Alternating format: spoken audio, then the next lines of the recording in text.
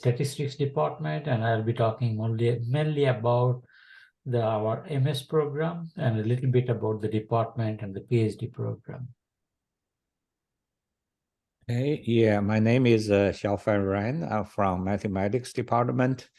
So we're gonna talk about our 2 master's programs and a PhD program, and also 2 certificate programs.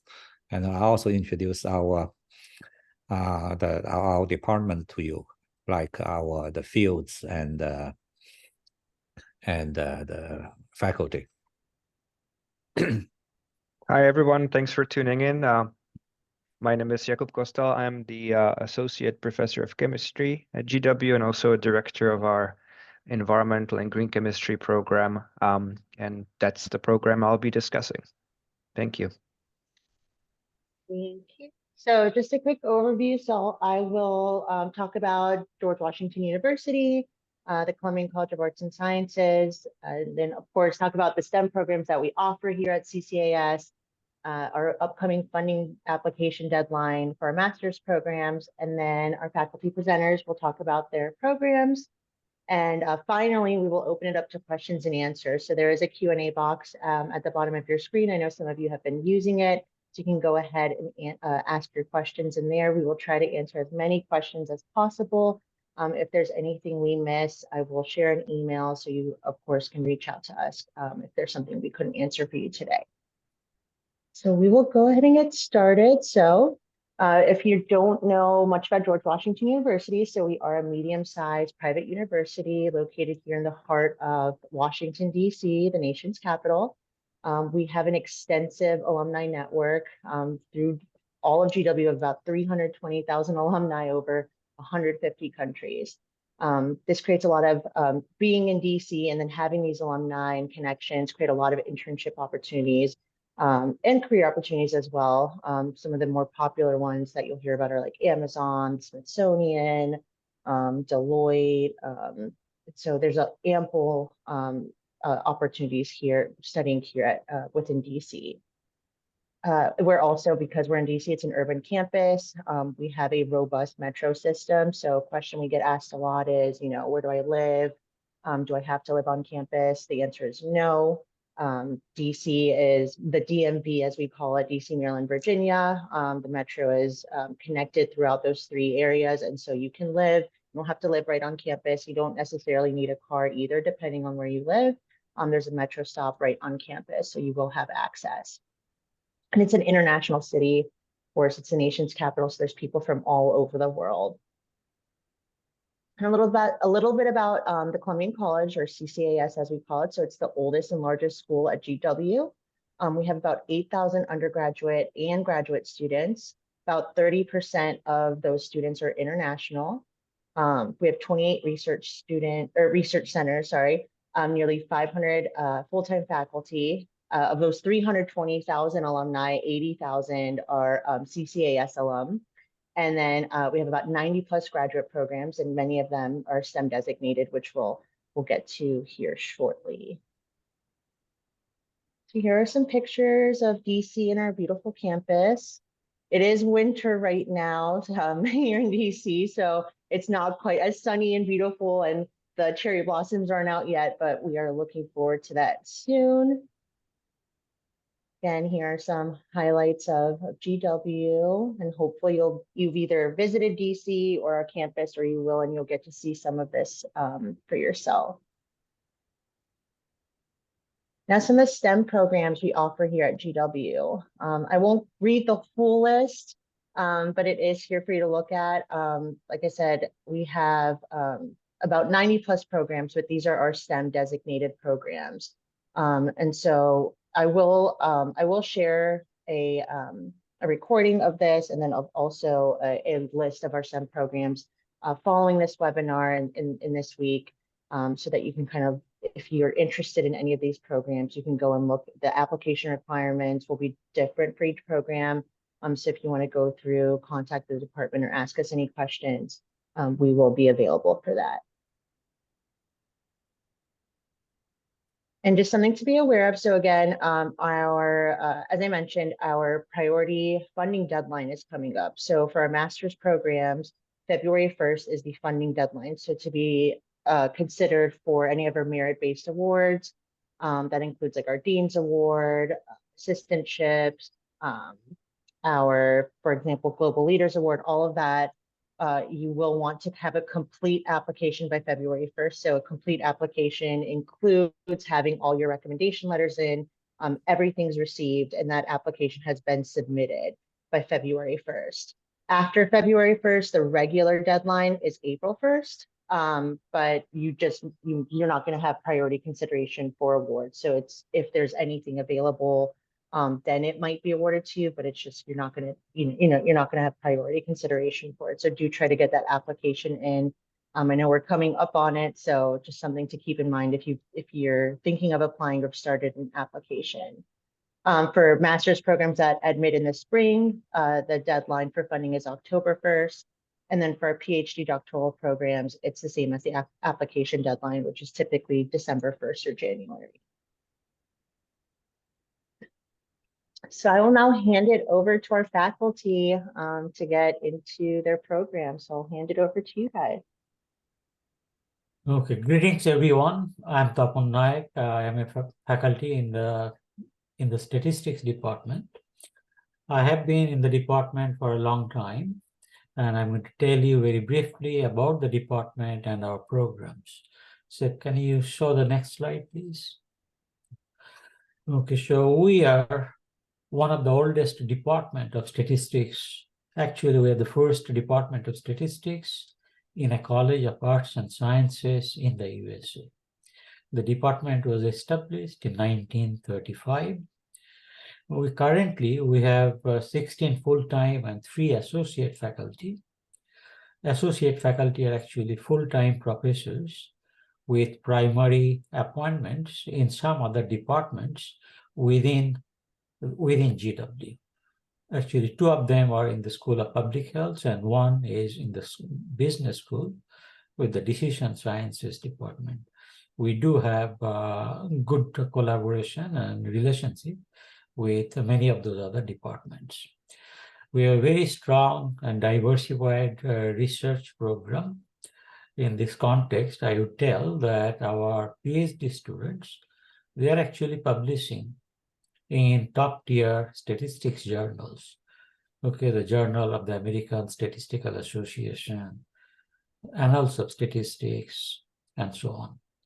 Okay, so when you look at the research of the PhD students, if they are doing very good, that would also indicate that our faculty are also very strong.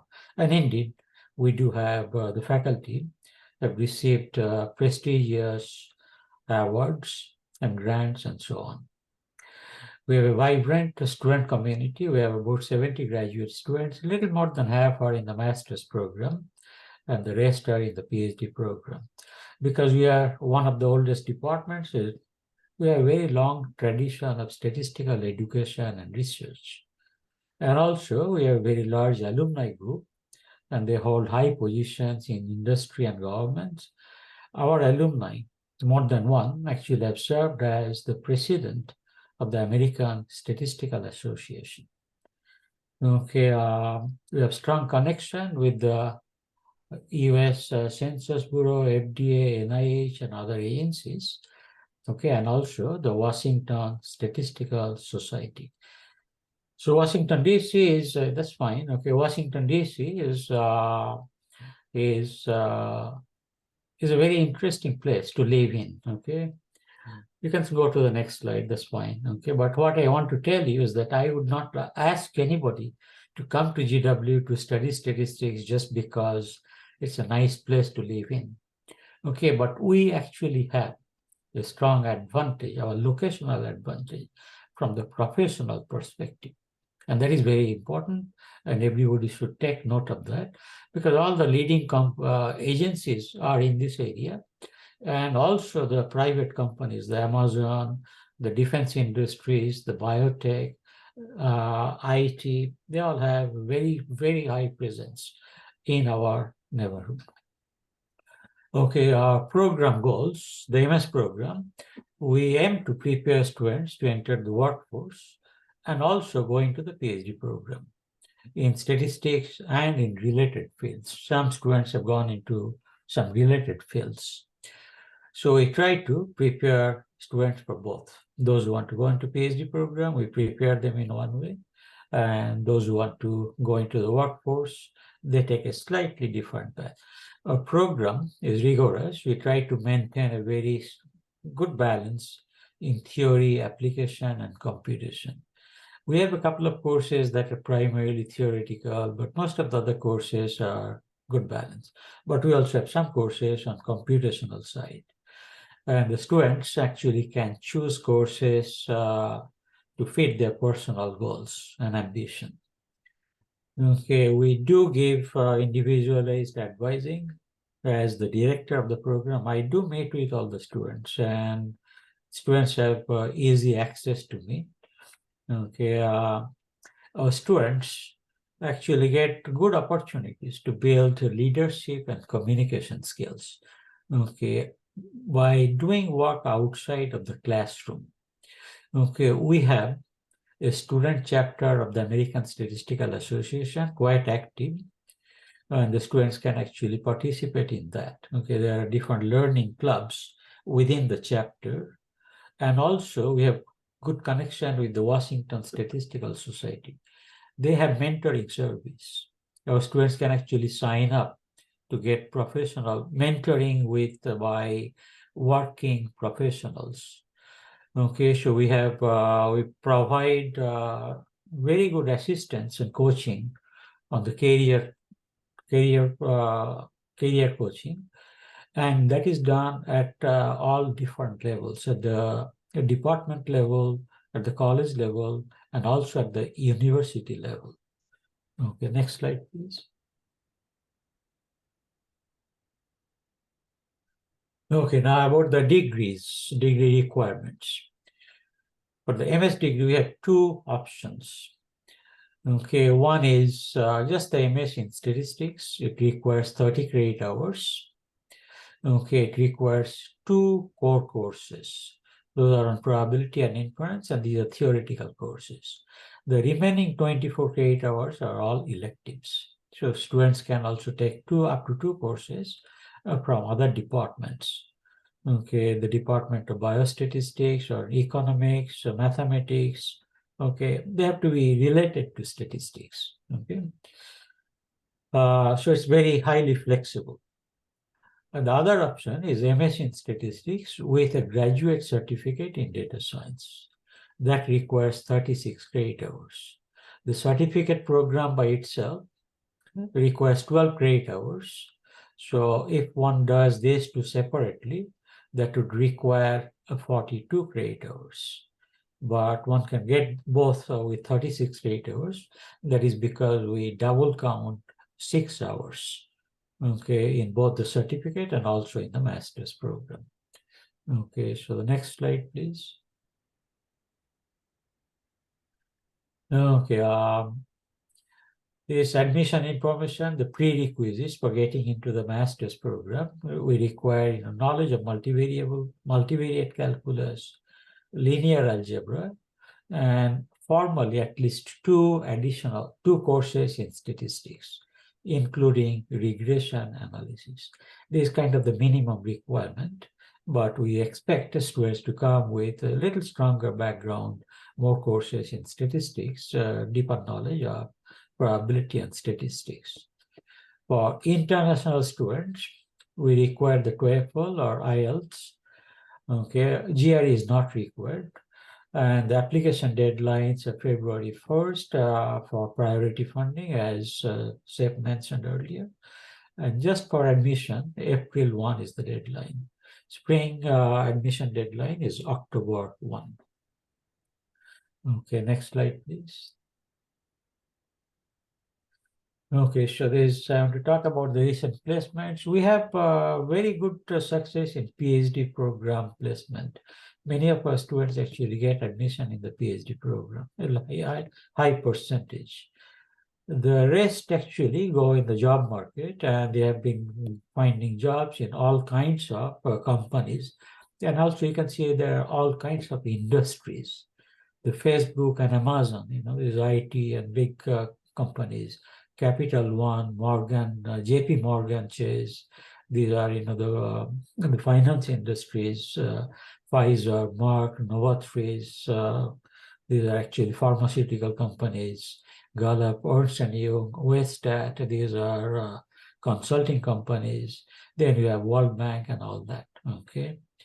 So we have good success, and statistics is an important discipline now, and everybody appreciates and uses statistical knowledge and statistical skills. So it's a good profession right now. Okay, so next slide, please.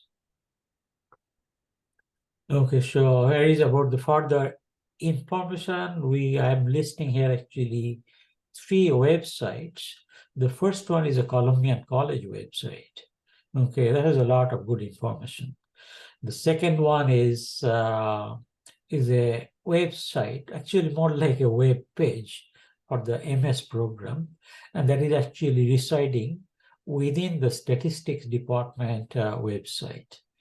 If anybody has any questions, they can contact me. Okay, my email address is very easy. My first name, Tapan, @gwu.edu. I want to mention, before closing, I want to mention one other thing. Our program is very, very attractive for the part-time students. We do have a good number of part-time students. They are working full-time. Okay, we offer these graduate courses in the evening. And many of the part-time students, they take 2 courses every semester. And because I mentioned, there is a lot of job opportunities in our neighborhood. Okay, anybody who is not quite sure what to do, just finished with undergraduate or have been working and want to explore both, want to get more knowledge and also at the same time keep working. So we offer very good opportunities for those people or those students. Thank you for watching. If you have any questions, you can send me emails, or you can also put your questions on the chat. Thank you.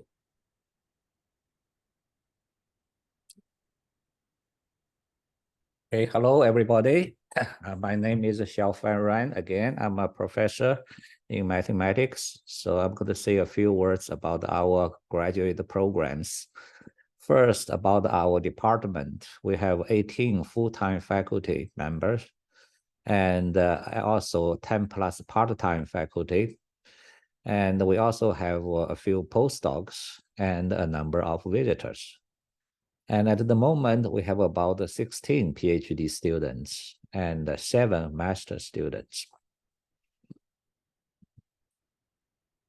Okay, next page, please.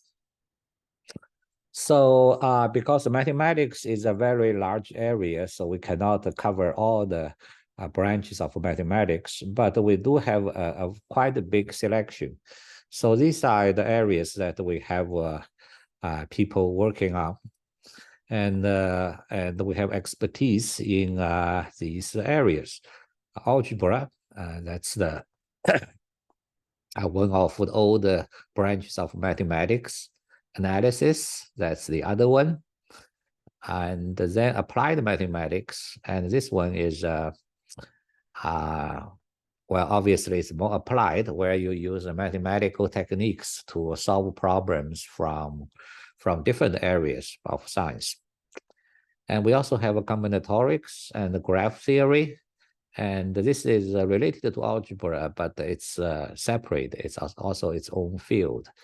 Computational biology, this is close to applied math, but it emphasis on mathematical computation. And then we also have a logic, and that's the mathematical logic, and also topology. And a couple things I want to mention, not on the slide. So our faculty members receive funding from various agencies. For example, some of us receive grants from National Science Foundation and some from NASA. and some from National Security Agency, and some from NIST, National Institute of Standards and Technology, and also Simons Foundation. And some of these grants can support graduate students, and oftentimes they get paid to do research in summer. But of course, these are more for advanced graduate students, not the standard funding that we're going to talk about later. Yes. Next slide, please. Okay, so graduate programs in mathematics, we have a PhD's program, and we have two master's programs. One is a Master of Arts, MA, and the other is a Master of Science. And the Master of Arts program is just a program Master of Mathematics, and Master of Science program is the Master of Applied Mathematics. So these are the two master's programs. Now, if you cannot decide which one to apply, so actually it doesn't matter. You can just apply to one of them, because once you enter our program, it's fairly easy to transfer from one program to the other program. And you can see the requirements. Of course, they have different requirements, but once you figure out what you need to do, then you can make a better decision even after you enter a program. And then we also have certificate programs. Actually, we have two certificate programs. So be aware that the certificate programs are part-time programs. So if you are international students, you cannot use certificate programs to apply for student visa. So this is something you need to be aware. So if you're international students, you should apply to our PhD's program or master programs. Okay, next, please. Now, PhD's program, and here we talk about the standard funding package for new PhD students. There's mostly in the form of graduate teaching assistants called GTA, but nowadays it has a different name.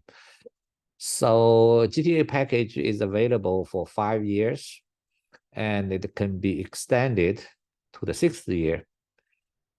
And the application, the deadline is the same as the application for the PhD's degree.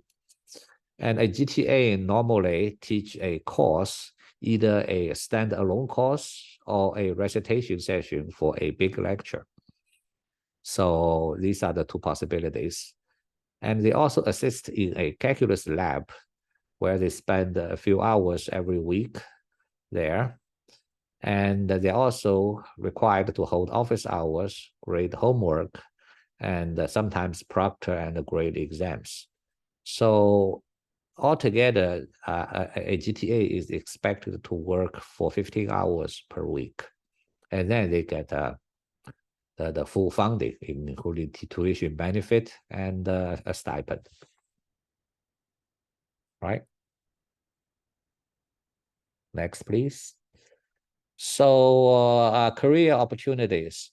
So for PhD graduates, after you get a PhD's degree, and one is you stay in academia, and normally nowadays you pursue a so-called postdoc position.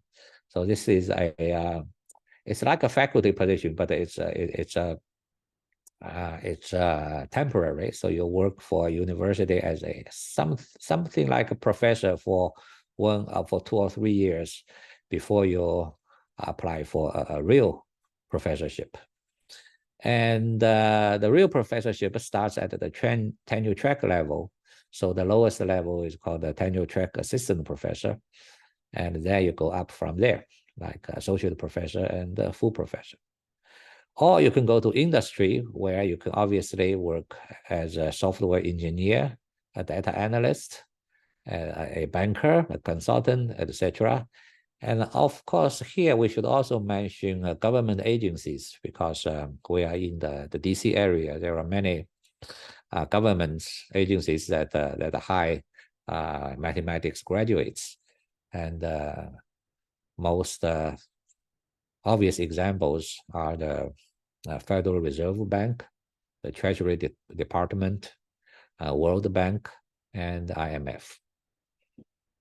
All right, next, please. So if you're a master's student, after you graduate, what can you do? Well, many of them enter PhD's program to become a PhD student, and others go to industry or to government to work as a software engineer, finance, and or like a quantitative analyst.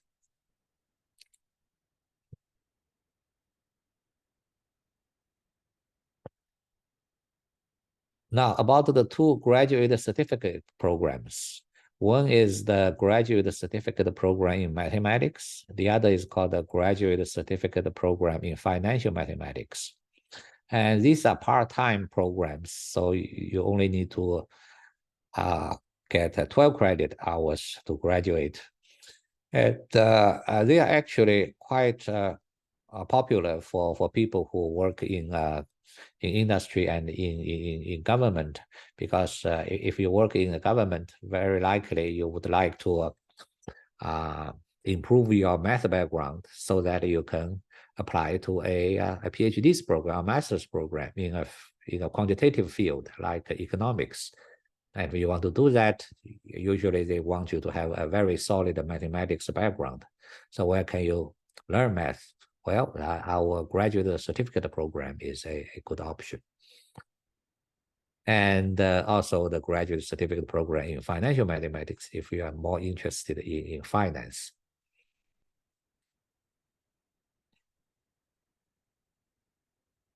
All right, so that's all from the math department then. Thank you very much. So hello, everyone again. Thanks for tuning in. I'm Professor Costal with the chemistry department, where I direct our master's program in environmental green chemistry. Next slide, please. So there are going to be some animations there. So as you can see, you know, I think my talk is going to be less focused on the ins and outs on the admin side and the requirements for the programs. I want to get you excited about the nature of the program and where it potentially leads you career-wise. So the best selling point, I think, for being interested in environmental green chemistry is the fact that while we need chemistry and we need chemical industry, and that really supports our way of life, there have been unintended consequences to our chemistry enterprise. And we see that in the billions of pounds of toxic chemicals that are released to air, land, and water. That's about 720 tons per minute, according to the US EPA reports. We see plastic waste in the oceans, and these are just, you know, two examples that we need to tackle, we need to deal with, and that's in part what this program is all about. Next. Thank you. So when you look at the location for our program, and Sepp already talked about this, not just DC being a great place to live in, a very livable city, but a very mild climate, but an amazing science and engineering hall, brand new building in a very open concept that GW has built where our master's program is housed.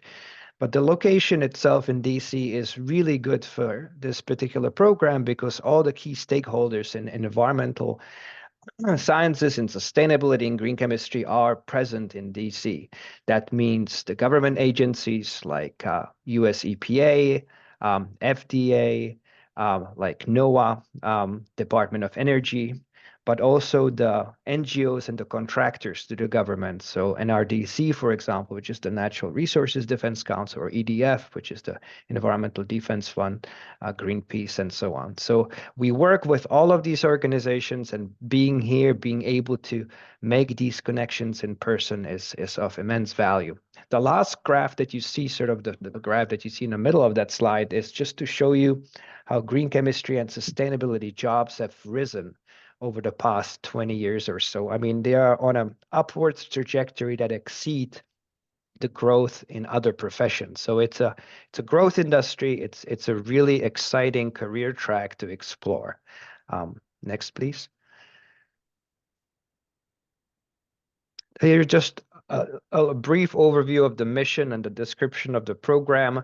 What we provide is advanced training in the fundamentals of the physical sciences that underline the environmental challenges that we face today, like those two examples of chemical pollution, climate change.